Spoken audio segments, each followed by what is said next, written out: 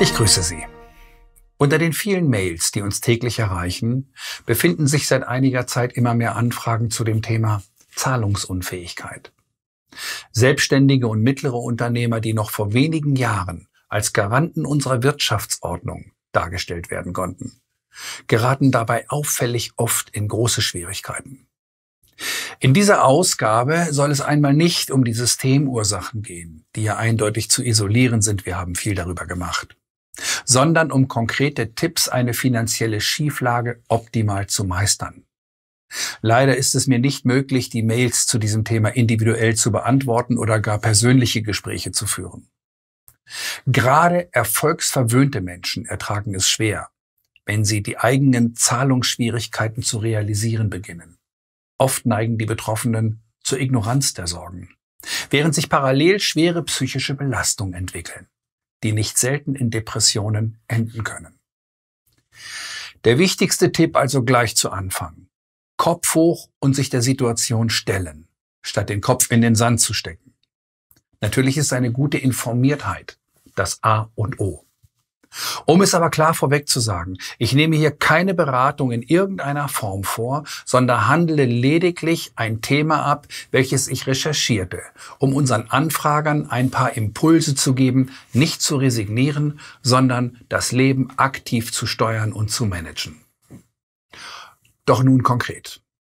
Es gilt zu unterscheiden, ob die schwierige finanzielle Situation in einer Insolvenz münden muss oder man das Problem auch im Rahmen eines freiwilligen Schuldenvergleichs klären kann. Darunter versteht man eine Beilegung aller Schulden auch ohne Insolvenz. Ob dieser Weg der richtige ist, muss im Einzelfall sorgfältig geprüft werden. Aber warum soll eine natürliche Person nicht die gleichen Chancen nutzen wie ein Großunternehmen? Man kann sagen, dass ein Vergleich eine gute Chance hat, wenn er richtig vorbereitet wird. Die Erfahrung zeigt, wenn jemand 10.000 Euro Schulden hat, hat er ein Problem. Wenn jemand 100.000 Euro Schulden hat, haben die Gläubiger ein Problem. Je höher die Schulden sind, desto einfacher ist es, einen Vergleich zu verhandeln. Man kann die Gläubiger nur mit Geld locken. Und wenn sie in der Insolvenz ohnehin mehr bekommen würden, gibt es für sie keinen Grund, einem Schuldenvergleich zuzustimmen. Das ist logisch. Ist also ein höherer Betrag verfügbar, wird der Schuldenvergleich für alle Beteiligten interessant. Es lohnt sich also, es zu versuchen. Die Insolvenz läuft ja nicht weg und steht bei Scheitern des Schuldenvergleichs immer noch zur Verfügung. Also den Tipp 1, den ich geben möchte: Entscheiden Sie sich für den Vergleich, wenn ein höherer Geldbetrag zur Verfügung steht, als den Gläubigern im Insolvenzfall zustehen würde.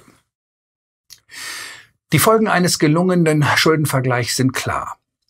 Die Gläubiger erhalten die vereinbarten Zahlungen und sie sind schuldenfrei. Negative Schufa-Einträge werden gelöscht bzw. erhalten den Erledigungsvermerk. Was viele betroffene Schuldner aber nicht bedenken: Sie müssen einmal durch ein Nadelöhr. Eine Bank oder andere Kreditgeber werden einem Vergleich nur zustimmen, nachdem der Kredit bereits gekündigt ist. Eine beliebige Reduzierung von Kreditraten ist Banken verboten. Nach einer Kreditkündigung geben viele Institute den Vorgang an eine Sonderabteilung ab oder an ein Inkassobüro. Erst mit dieser Stelle lässt sich überhaupt erstmalig über einen Vergleich verhandeln. Auch die Entschuldung über einen Teilzahlungsvergleich wird also in der Regel einen tiefen Einschnitt bedeuten, der leider nicht vermeidbar ist. Dies gilt zumindest bei Verbrauchern. Sind hingegen bei Unternehmern oder Immobilieninvestoren die Kreditverträge so erheblich, dass direkt mit dem Bankenvorstand oder Filialleiter verhandelt werden kann, gelten andere Regeln und ein fließender Übergang in ein Schuldenmoratorium ist durchaus denkbar. Also Tipp 2: Auch bei einem Schuldenvergleich müssen Sie einmal durch eine unangenehme Situation. Das ist schwer. Darauf sollte man sich vorbereiten. Wie bereits erklärt, ist der Schuldenvergleich nur dann aussichtsreich, wenn man den Gläubigern mehr Geld verspricht, als im Insolvenzfall zu erwarten wäre. Es hängt also viel von der Gestaltung des Vergleichs ab. Deshalb laufen Vergleichsverhandlungen immer dann am besten, wenn die Gläubiger in einer Insolvenz völlig leer ausgehen würden. Also weder pfändbares Einkommen noch Vermögen vorhanden ist. Steht hingegen pfändbares Einkommen zur Verfügung und ist dieses auch noch an einen der Gläubiger abgetreten, kann man dem Gläubiger nicht einfach eine Zahlung anbieten. So ein Vergleichsvorschlag wird dann richtig kompliziert, weil man diesen vorrangigen Gläubiger angemessen berücksichtigen muss. Andernfalls würde man nie eine Zustimmung erhalten, ist klar. In fast allen Fällen bekommen die Gläubiger bei einer Insolvenz eine Quote von weniger als 5%. Zu großen Anteil sogar eine Quote, die gegen Null geht. Den Rest erhält dann der Insolvenzverwalter als Honorar.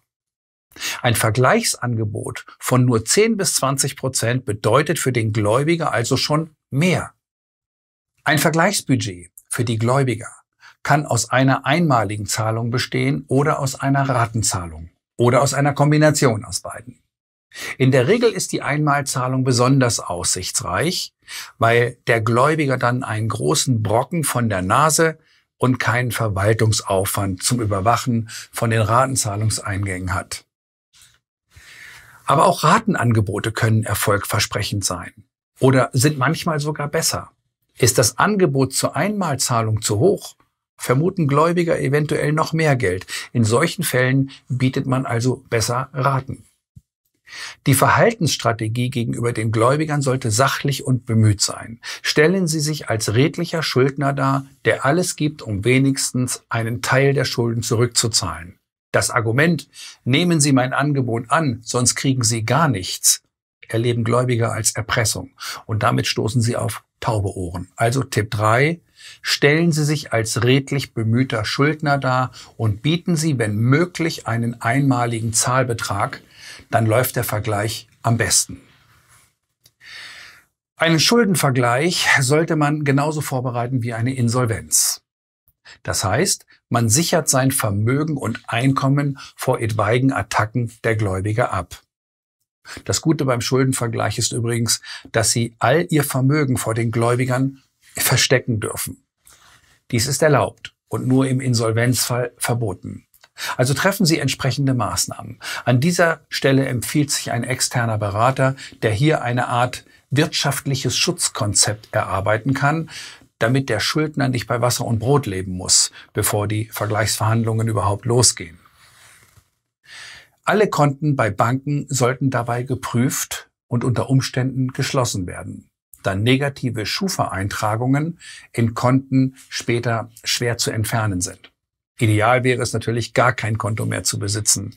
Wer keines hat, kann auch nicht gepfändet werden. 4. Tipp also: Sichern Sie Ihr Vermögen und Einkommen so weit wie möglich vor Attacken der Gläubiger ab. Nachdem Sie jetzt alles vorbereitet haben, geht es ans Eingemachte. Man kann beispielsweise nicht zu einem Gläubiger sagen, hallo, ich habe kein Geld mehr, ich kann nur noch die Hälfte Ihrer Rechnung bezahlen. Tritt man so an den Gläubiger heran, wird dieser sofort kündigen, die Forderung fällig stellen und versuchen, die Forderung einzutreiben. Rechtlich natürlich. Bei laufenden Kreditverträgen wie Haus- oder Autofinanzierungen reagieren die Banken in der Regel überhaupt nicht auf das Gesuch eines Kreditnehmers, auf Reduzierung der Raten. Sie sind allenfalls zu einer Aussetzung von 1 bis 2 Raten bereit, keinesfalls aber zu einer dauerhaften Reduzierung der Raten. Es gibt nur entweder oder. Solange die Banken die Raten erhalten, lassen sie sich auf Vergleiche einfach nicht ein. Durch die Einstellungen der Zahlungen würden die Banken natürlich sofort den Kredit kündigen. Erst nach einem gekündigten Vertrag, nachdem die Bank die Forderung an ein Inkassobüro übertragen hat, wird ein Vergleich über den Kredit möglich sein. Zeitgleich zur Kündigung wird die Bank natürlich versuchen, die Forderung beizutreiben. Haben Sie zur Sicherheit bei Vertragsunterzeichnung Ihr Einkommen abgetreten, wird die Bank sich an den Arbeitgeber wenden und den pfändbaren Teil des Einkommens ab sofort für sich beanspruchen. Es folgen außerdem negative Schufa-Einträge, was wiederum andere Kreditgeber dazu bewegen kann, den Kredit allein aufgrund Vermögensverfall zu kündigen. Ein Vergleich ist also kein Spaß, sondern es wird Ihnen einiges um die Ohren fliegen. Und man lässt sich auf einen Vergleich immer nur ein, wenn es gar nicht mehr anders geht. Deshalb ist es auch bei einem Vergleich wichtig, dass man sich genauso absichert wie bei einer Insolvenz und sein restliches Vermögen und Einkommen nicht offen auf dem Servierteller zur Schau stellt. Also Tipp 5, den Gläubiger an den Verhandlungstisch bringen.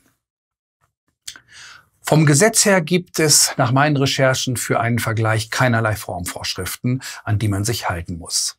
Nach dem Gesetz muss man bei einem Vergleich die Gläubiger auch nicht alle gleich behandeln, sondern man kann mit jedem Gläubiger einen gesonderten Vertrag abschließen.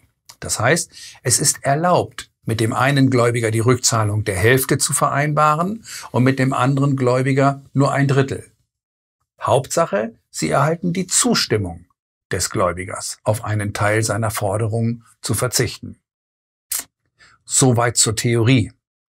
In der Praxis bestehen die Gläubiger sehr wohl auf eine Gleichbehandlung gegenüber den anderen Gläubigern und machen nicht selten ihre Zustimmung davon abhängig, dass die anderen Gläubiger zur gleichen Quote ebenfalls zustimmen. Also muss man doch mit einem Gesamtvergleichsvorschlag zumindest beginnen.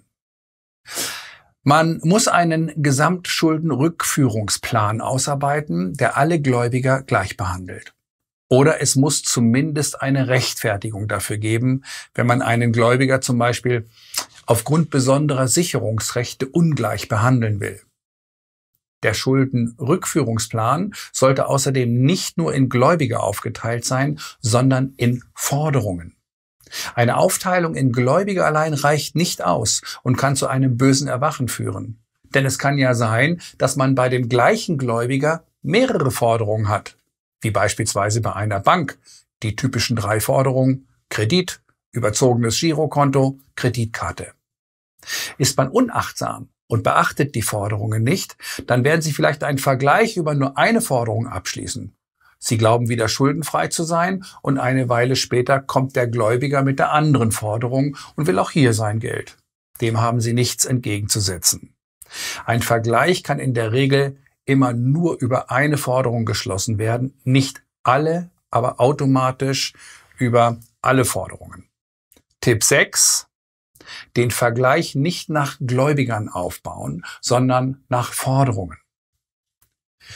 Auch das Vergleichsangebot muss richtig strukturiert sein. Was Sie den Gläubigern anbieten wollen, hängt natürlich von Ihrem Budget ab.